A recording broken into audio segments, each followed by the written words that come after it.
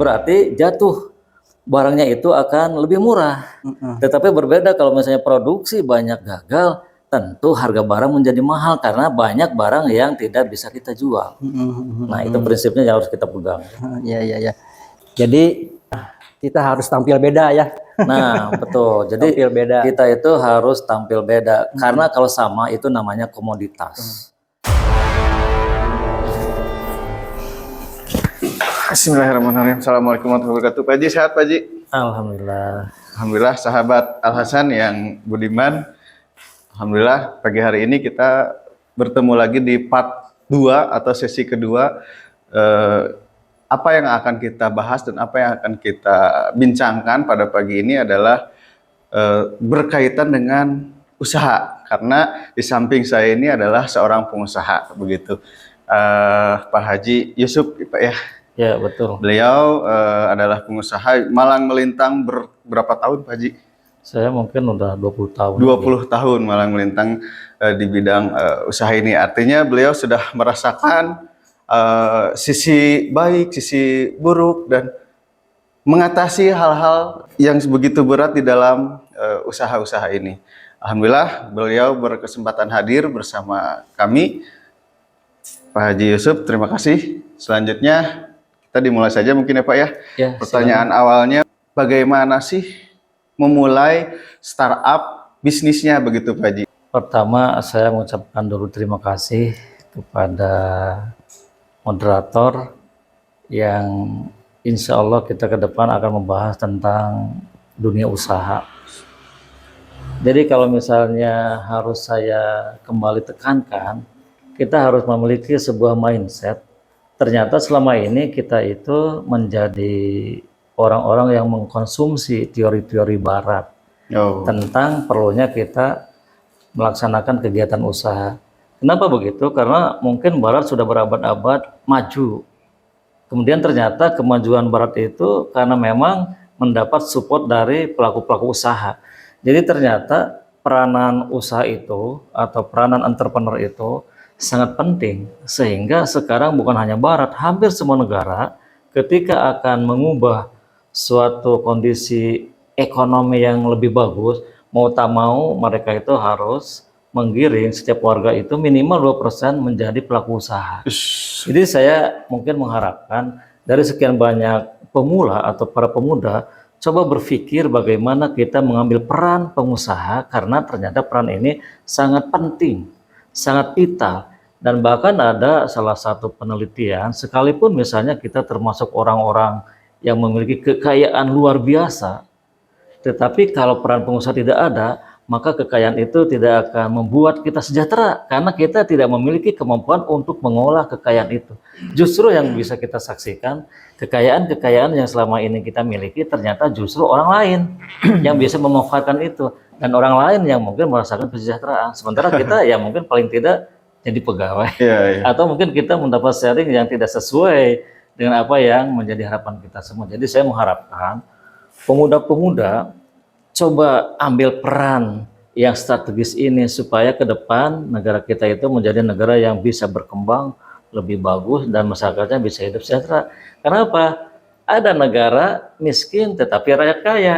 Berarti rakyatnya memang kreatif dan inovatif. Tetapi juga ada negara kaya tapi kehidupan masyarakatnya miskin. Berarti masyarakat pada situasi begini kan tidak kreatif, tidak inovatif.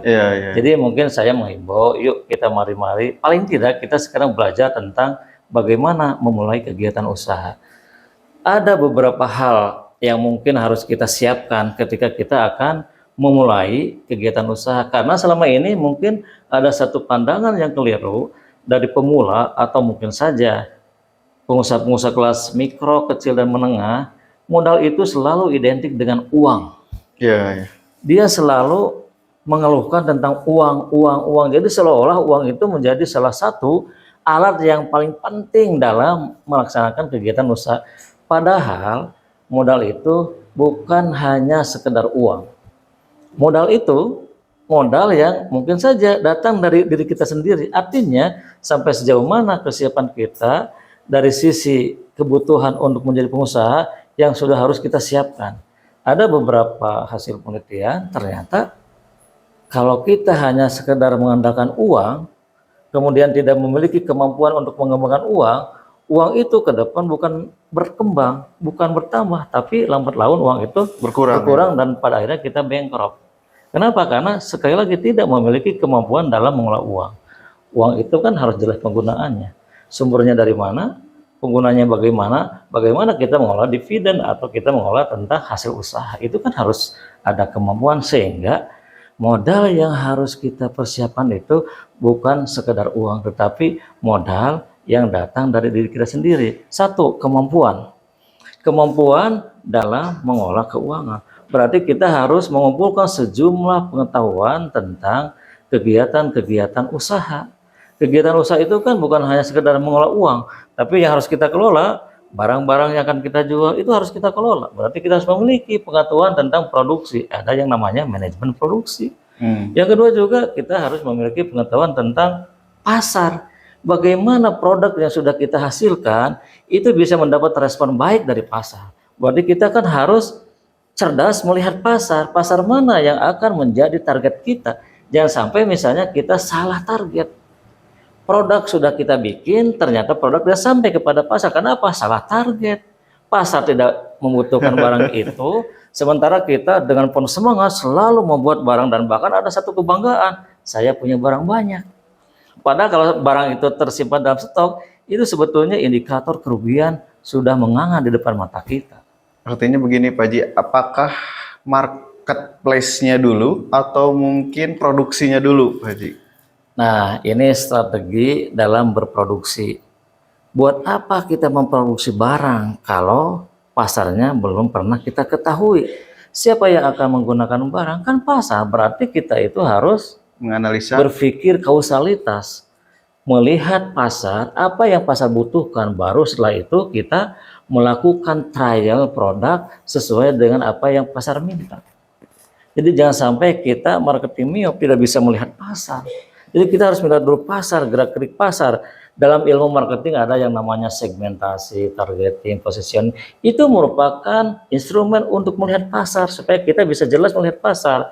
Jadi kalau kita sudah jelas melihat pasar, nanti seluruh keinginan pasar itu kita terjemahkan menjadi sebuah produk. Tetapi kan kita tidak langsung membuat produk dalam bentuk yang banyak. Justru kita harus melakukan dulu trial, bikin produk Sampel dulu ya. dalam bentuk kecil, dalam bentuk sedikit, kemudian kita sampaikan kepada konsumen. Bagaimana pendapat konsumen? Apakah produk yang kita buat itu sesuai atau tidak? Kalau sesuai berarti kita cerdas dalam melihat pasar. Jadi kita itu sebelum memproduksi harus cerdas dulu melihat pasar. Karena pasar itu apa? Heterogen. Pasar itu berbeda-beda. Preferensi pasar berubah-ubah. Jadi kita harus cerdas dan waspada melihat pasar supaya barang kita itu tidak terdelet oleh pasar.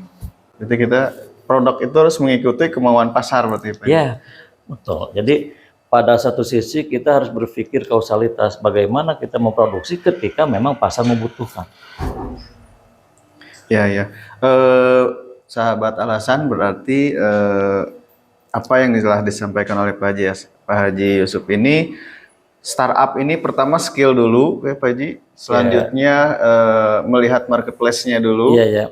Mohon maaf, jadi pertama yang harus kita siapkan itu pengetahuan dulu. Pengetahuan tentang kegiatan usaha. Kan banyak kegiatan usaha, kegiatan dalam keuangan, kegiatan dalam mengolah barang, kegiatan dalam mengolah pasar dan lain-lain.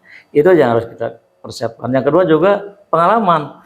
Pengalaman itu ya kita harus berani untuk melakukan tindakan. Misalnya pengetahuan tentang bisnis A, ya coba kita melakukan kegiatan bisnis itu. Nah dari situ kalau memang sudah terasa dan terbiasa, kita menjadi orang-orang yang terampil, tidak akan lagi kaku. Tidak akan lagi kaku, tidak akan lagi stagnan pertumbuhan usaha kita, tapi akan selalu berkembang. Gitu. Jadi pengetahuan, kemudian keterampilan, dan yang ketiga juga yang tidak boleh kita lupakan, perilaku kita. Karena biasanya kalau misalnya pengusaha-pengusaha yang sudah merasa sukses, perilaku itu kadang-kadang suka berubah. Yang tadinya bisa jadi selalu taat beragama, selalu menjunjung tinggi norma-norma, baik norma yang bersumber dari agama, negara, dan adat, sekarang mulai longgar. Karena orang lupa, merasa di atas. orang lupa ketika kita sudah sukses, Iya. sukses indikatornya mungkin misalnya pasarnya banyak, produksinya banyak, kemudian lupa apa kita misalnya harus berperilaku ketika berhubungan dengan banyak orang. Nah, itu juga harus kita siapkan. Kenapa? Karena mental-mental seperti begitu senantiasa ada. Merasa sukses, kemudian pada akhirnya uncontrol, lupa diri.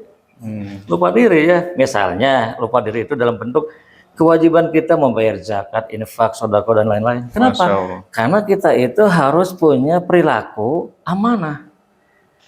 Setiap hasil usaha kita itu kan tidak semuanya milik kita. 2,5% itu milik orang lain.